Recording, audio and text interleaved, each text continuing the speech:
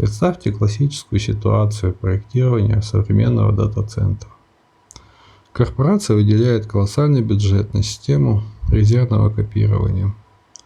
Закупаются новейшие all-flash массивы на NVMe накопителях, способные выдавать линейную скорость чтения в десятки гигабайт в секунду. Архитектор ожидает, что при аварии критичная база данных восстановится если не мгновенно, то очень быстро. Происходит инцидент.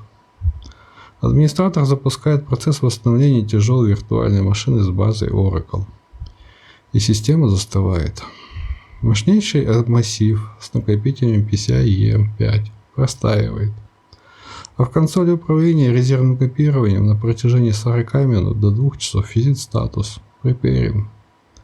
Ни один байт полезных данных не передается на продуктивные сервера. Почему аппаратное обеспечение за миллионы не спасает ситуацию? Ответ кроется не в скорости дисков, а в архитектурных парадигмах самого программного обеспечения.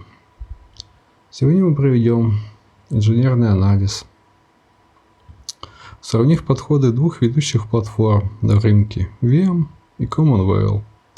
Мы не будем обсуждать удобство интерфейса, мы посмотрим изнутри, как они работают с метаданными на уровне файловой системы.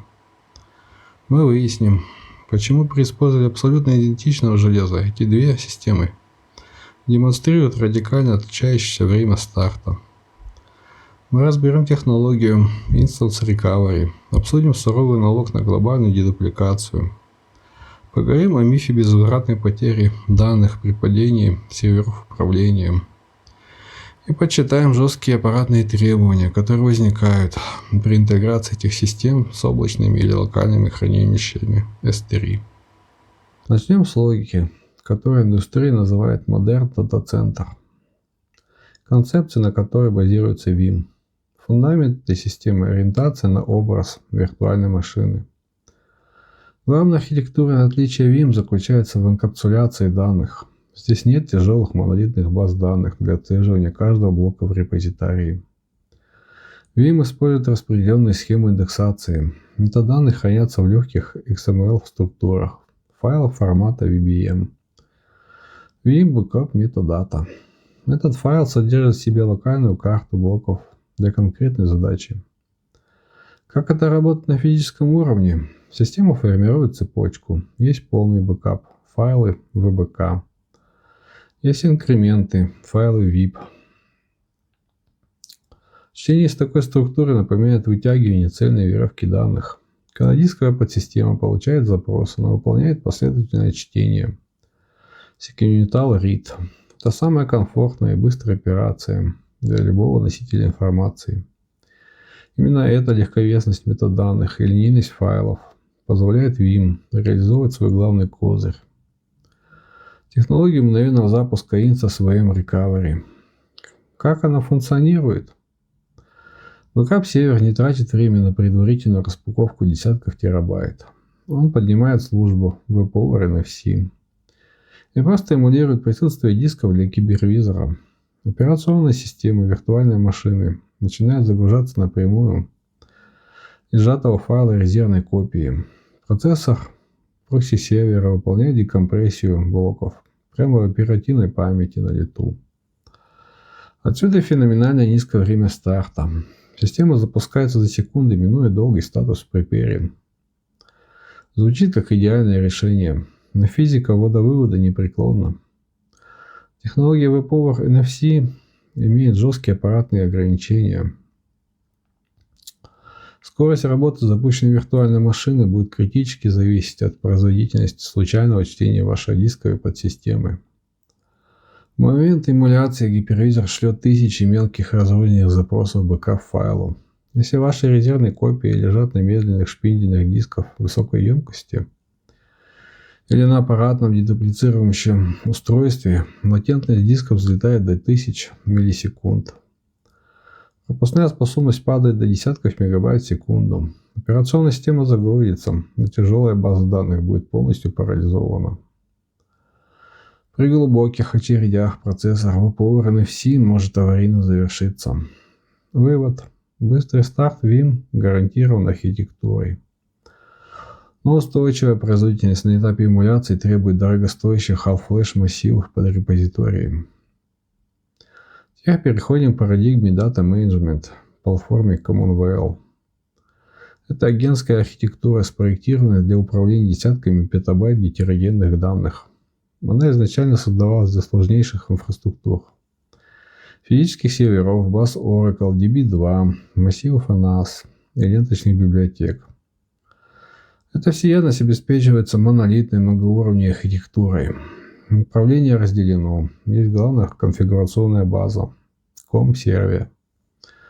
А вся тяжелая работа по поиску и дедупликации возложена на распределенную систему. Индекс-сервер, работающий на базе высокопроизводительной SOBD Apache Cassandra. И базу дедупликации DDB. Это одновременно священный грааль и проклятие платформы. Возвращаемся к нашему примеру из видео. Почему процесс восстановления висит в статусе Preparing целый час? Ответ кроется в глобальной дедупликации.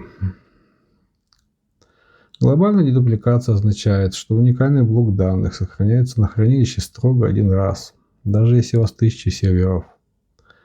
Экономия дискового пространства колоссальная, но в момент восстановления наступает расплата. Логический диск вашей виртуальной машины физически размазан по тысячам файлов, контейнеров, так называемых чанков. Перед тем, как отдать гипервизору первый байт, индекс-сервер обязан найти нужные блоки, сопоставить их с базой DDB и выстроить точную карту чтения. Это не вытягивание веревки как Vim, это сборка сложнейшей мозаики. Дисковая подсистема хранилища получает шквал запросов случайного чтения. Возникает разрушительный эффект EO-блендер. Жесткие диски будут захлебываться от позиционирования головок. Именно поэтому софт замирает на этапе подготовки. Ему нужно время, чтобы просчитать оптимальную траекторию чтения перед тем, как выдать высокую скорость. Если ваш интегратор сэкономил на NVMe дисков для баз дедупликации, эта архитектура превратится в суровый технический долг, который платится временем простоя вашего бизнеса при аварии. Это и есть налог на регидрацию. Здесь я обязан размечать один популярный миф. Часто говорят, что в CommonVL безвозвратно выйдет из строя управляющий сервер COM-сервер, то дедуплицированные данные превратятся в зашифрованный мусор, так как ключи и индексы потеряны.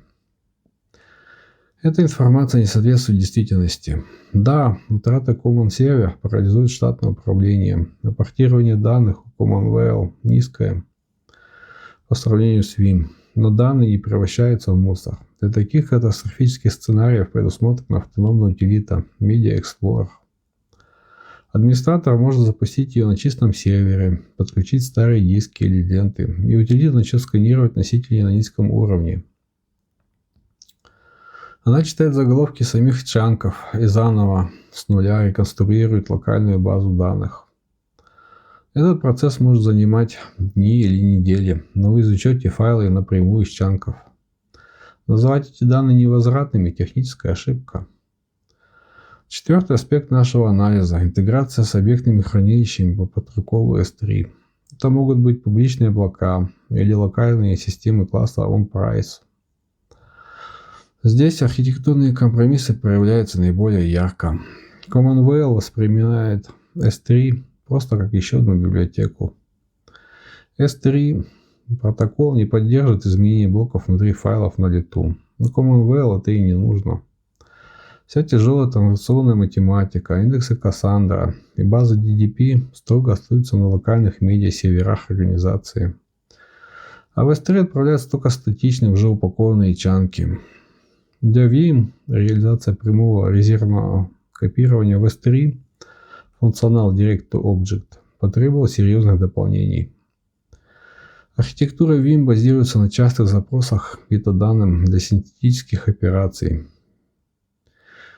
и не может эффективно работать с медленным S3 API напрямую. Постоянное чтение из облака привело бы к колоссальным задержкам. Инженерное решение вендора заключалось во внедрении обязательного локального кэша метаданных. Если мы обратимся к официальным рекомендациям по проектированию Best Practice, мы обнаружим строгий параметр.